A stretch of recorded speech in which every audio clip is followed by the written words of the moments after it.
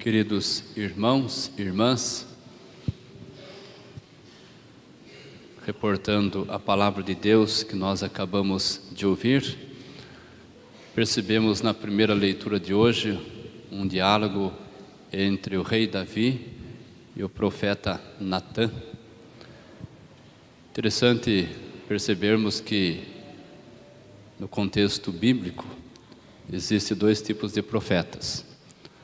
Aqueles que nós conhecemos, Isaías, Ezequiel, Daniel e tantos outros, que são profetas que tinham a missão de observar a realidade, perceber os erros, buscar levar as pessoas a refletir em torno dos erros e desse modo denunciar aquilo que estava errado para que houvesse alguma mudança. Essas pessoas, esses profetas, eles não eram muito bem vistos pelas grandes autoridades políticas, econômicas e religiosas, porque os profetas encontravam sempre aí as iniciativas que existiam para levar as pessoas, o povo sobretudo, a uma situação difícil, desesperadora. Os profetas denunciavam os desmandos das autoridades. Por isso, não eram bem vistos por eles. Mas geralmente na corte existia um outro tipo de profeta, que era o tipo da pessoa que iria amenizar um pouco a situação, justificar até mesmo os desmandos dos reis, amenizando assim diante de uma divindade os erros que cometiam. A primeira leitura de hoje fala de um desses profetas, que é Natã. Natã certamente é um profeta da corte, que a missão dele era também de agradar um pouco o rei, amenizar os erros do rei diante da divindade. No entanto, ele foge um pouco disso, sobretudo diante de uma situação em que o rei Davi cometeu algo abominável, quando o rei Davi se engraçou com uma mulher já casada e ela ficou grávida. E o marido dela, Urias, era um dos oficiais do exército de Davi. Então Davi fez de propósito que Urias fosse colocado bem à frente quando tivesse um conflito, para que ele fosse morto na primeira batalha que tivesse.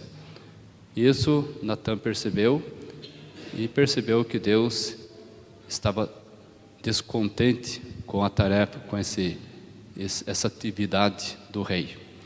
Daí ele propôs uma história para que o rei avaliasse, dizendo o seguinte, que existia um fazendeiro que tinha milhares de ovelhas, bois na sua grande fazenda. E próxima à fazenda tinha um senhor muito pobre, que tinha só uma ovelha, que essa ovelha era a ovelha de estimação do casal e dos filhos.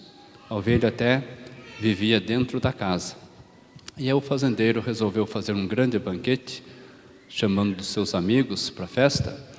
Ao invés de matar uma ovelha, um boi do seu rebanho, tomou a ovelha do pobre coitado, do seu vizinho, matou e fez um banquete para os seus convidados. E aí que Natã pergunta para Davi, o que fazer com esse homem? Davi diz, esse homem merece a morte. E aí que Natã diz, olha, esse homem é você, como disse na primeira leitura de hoje, que tinha tudo na corte, no reinado, tinha tudo para você, à sua disposição, e você faz isso com o pobre coitado do seu oficial, com a esposa dele. E Davi reconhece o erro que fez, manchando a corte, a sua casa, com adultério, com a violência, com o homicídio. É aí que Natã vai dizer, olha, Deus perdoa os pecados, mas sempre os pecados deixam consequências. Então as consequências do pecado, muitas vezes, afetam as pessoas, as famílias, quem está por perto, quem está próximo. Interessante hoje, né? Davi, quando foi lembrado do seu pecado, ele reconheceu e pediu perdão a Deus. Hoje é muito comum, percebe aí, essas denúncias que estão tendo de financiamento de campanhas, com desvio de verbas, financiamentos ilícitos e tantas outras coisas. Quando as autoridades são questionadas, eles dizem sempre que estão fazendo isso conforme a lei. No entanto, todo mundo sabe disso, que isso não é verdade. Então percebemos quantas pessoas estão erradas e não querem reconhecer o seu erro. Davi fez diferente. Estava errado, mas reconheceu o seu erro. Por isso foi perdoado por Deus. No entanto, as consequências do pecado permaneceram. Depois nós ouvimos o texto do Evangelho. Belíssimo texto. E certamente que era comum na época, quando alguém sobressaía nas explicações que fazia na sinagoga, que essa pessoa fosse convidada por alguém ali que estava ouvindo aqueles comentários. Diz o texto que um fariseu chamado Simão convidou Jesus para uma refeição. Certamente ele tinha ficado encantado com o ensinamento de Jesus na sinagoga. Quando estavam tomando a refeição, uma mulher de má fama, certamente uma prostituta, chega diante de Jesus, começa a chorar, banha os seus pés com as lágrimas, enxuga com os cabelos e unge com óleo perfumado. O fariseu Simão reagiu, não falando, mas certamente pensando, pensando que se Jesus fosse um profeta, saberia que aquela mulher era uma pecadora. Então já agiu com preconceito, achando que aquela mulher só tinha pecado. Por ela ser prostituta, a única coisa que ela tinha na vida era tão somente pecado, não era capaz de coisa boa, não era capaz de, além disso, de ter alguma coisa boa na vida. E aí que Jesus propõe uma charada, a semelhança do que fez Natã na primeira leitura de hoje, fazendo uma pergunta para Simão, dizendo que tinha um credor, que tinha 2 devedores, um devia uma quantia maior, 500 moedas de prata, outro 50, como ninguém conseguia pagar, perdoou os 2. Quem o devedor ama mais? E aí Simão vai pela lógica dizendo que ele amava mais aquele que tinha perdoado mais, maior valor financeiro. É aí que Jesus vai dizer que aquela mulher fez o que Simão não fez. Ou seja, quando Jesus chegou na casa, Simão não trouxe água para banhar os pés. A mulher banhou com as lágrimas. Simão não deu o beijo da acolhida.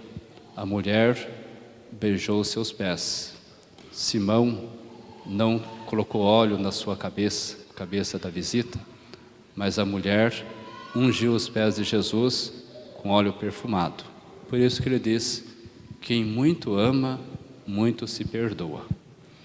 Percebemos, portanto, queridos irmãos e irmãs, até hoje, celebrando o Dia dos Namorados, trazendo a realidade da família, de quem está se preparando para o casamento, para quem já se casou, os casais, lembrando toda essa religiosidade popular em torno de Santo Antônio, percebemos essas 2 realidades do Evangelho e da primeira leitura de hoje. As famílias, as casas que foram manchadas pelo pecado. Primeira leitura, casa de Davi, foi manchada pela violência, pelo homicídio e pelo adultério.